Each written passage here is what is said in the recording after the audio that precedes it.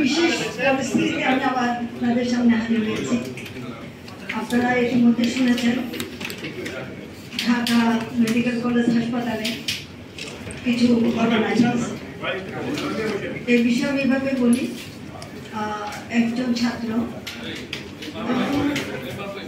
30শে August রাত্রে অ্যাক্সিডেন্টে মাথায় মারাত্মক আঘাতপ্রাপ্ত হয়ে কর্মীটোলা হাসপাতালে গিয়েছিল। সেখানে তাকে প্রাথমিক একটা চিকিৎসা দেওয়া হয়, কিন্তু তারা তার পুরো চিকিৎসা করতে পারবে না বলেই তাকে ঢাকা মেডিকেল কলেজ হাসপাতালে পাঠিয়ে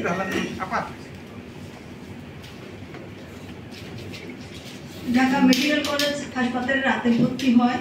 তাকে সেখানে কর্তব্যরত ডাক্তাররা চিকিৎসা সেবা দেন। পরের দিন ছাত্রটি মারা যায়। যে কোনো মৃত্যু মানুষের জন্য সত্যি সত্যি পীড়াদায়ক। ডাক্তাররা তাদের সাধ্যমতো চেষ্টা করেছে, কিন্তু তাকে বাঁচানো যায়নি, যেহেতু মাথায় খুব বড় আঘাত লেগেছিল।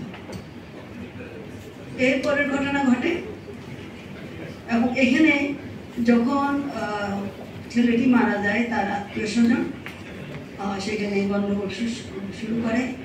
আমাদের ডাইরেক্টর, হাসপাতালের যিনি ডাইরেক্টর, তিনি তাদেরকে বোঝানোর চেষ্টা করেন যে এখানে যদি আমাদের কোনো গাফিলতি হয়ে থাকে তাহলে আমরা এটা সুষ্ঠু তদন্ত, এই ব্যাপারে আমার সাথেও যোগাযোগ করেছেন তিনি। আমি বলেছি যদি কোনো গাফিলতি হয়ে থাকে তাহলে এটা আমরা সুষ্ঠু তদন্ত করব এবং তদন্তে যা হয় তাকে শাস্তি দেওয়া হবে।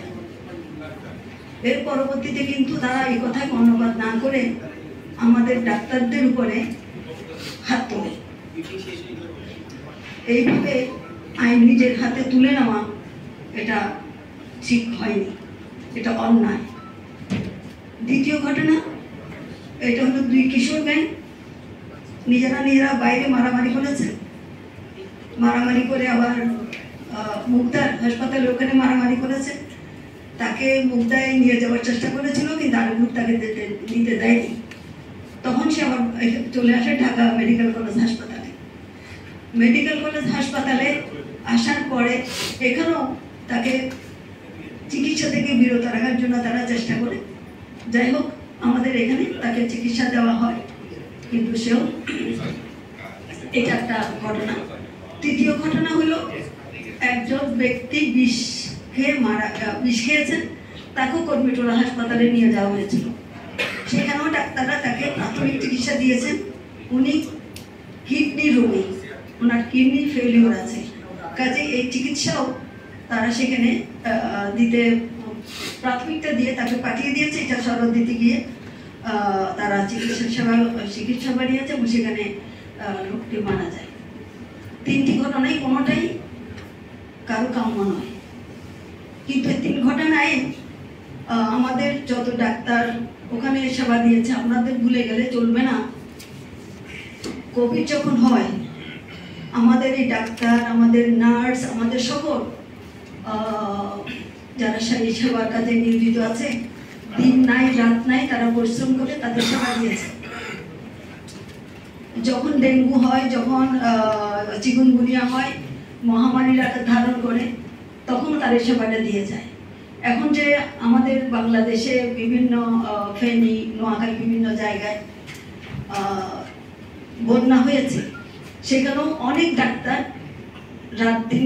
আমি এই ঘটনার, যারা এই কাজটা করেছে, আমি এই ঘটনার নিন্দা জানাই এবং আমি প্রতিশ্রুতি দেই আমার সকল ডাক্তারের কাছে যে আমি এই সব ঘটনার সিসিটিভি ফুটেজ যেগুলি নিশ্চয়ই আসছে, এগুলো বিশ্লেষণ করে আমি তাদেরকে আইনের আওতায় আনব, এটা আমার অঙ্গীকার।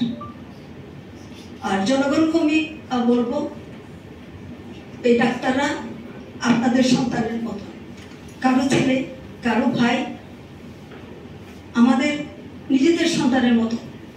তাদের দিক প্রতি একটু মানবিক হন। ইমোশনালের বসে আমি কারো গায়ে হাত তুলে দিলাম, এটা ঠিক নয়। আইনটাকে নিজের হাতে তুলে নিলে দেশ আর দেশ থাকে না, বিশৃঙ্খলা হয়ে যায়। এখন দেখেন ডাক্তাররা শাটডাউন ঘোষণা করেছে। চিকিৎসা সেবা না পেলে কেউ টিকতে পারবে? দেশ ঠিক থাকবে? সবাইকে আবেদন করব, অনুরোধ করব, আইন নিজের হাতে তুলে নেবেন না। আর তেমনি আমার ডাক্তারদের আমি বলবো, তোমরা আমার সন্তানের মতো, তোমরা এই স্বার্থ তুলে নাও। মানুষের সেবা করার জন্য এসছো, এই সেবাটা দাও। নিজেকে তো অনেক উজাড় করে দিয়েছো, আবার উজাড় করে দাও। তোমরা প্রমাণ করো তোমরা মানুষের সেবার জন্য এসছো, তোমাদের হৃদয় মানুষের দুঃখে কাঁদে, তাদের জন্য তোমরা আছো, এটা আবার তোমরা প্রমাণ করো। এটাই তোমাদের কাছে আমার বিনীত অনুরোধ। তদন্ত কমিটি করেছি, যারা অভিযোগ করেছেন চিকিৎসা ঠিক মতো হয়নি তাদের জন্য একটা তদন্ত কমিটি করেছি, এবং আমার ডাক্তারদের যারা এইভাবে হাত তুলেছে তার জন্য আমরা একটা তদন্ত।